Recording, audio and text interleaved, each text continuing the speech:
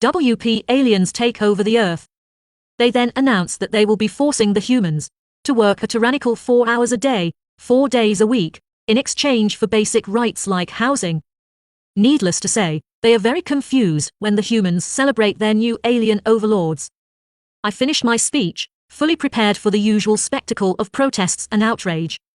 I take no pleasure in those, but centuries of analysis and prosperity proved our way as superior and most efficient.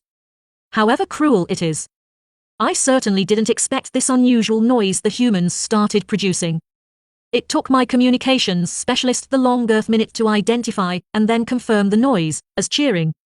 Were these humans that distraught by our demands, that they went into mass hysteria?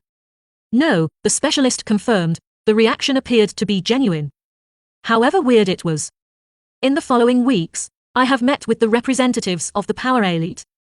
The world leaders, their richest and most powerful. Contrary to my expectations, they didn't beg me to spare their workforce. Quite the opposite, in fact. The economy will collapse. One of them said, his tone identified as condescending.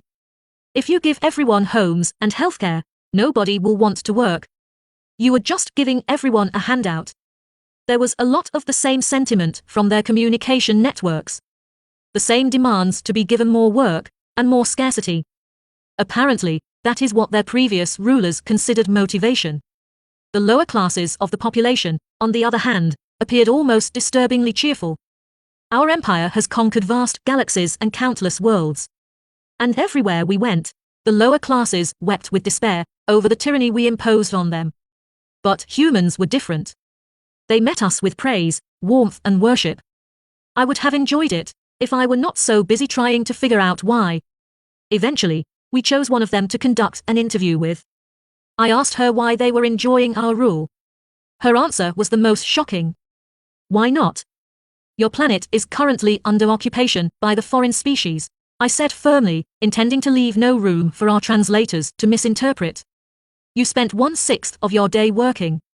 The young woman looked at me like I was a child or a jester. Then she realized I was serious. We used to work 1/3 of the day, at the minimum, she said. I heard it.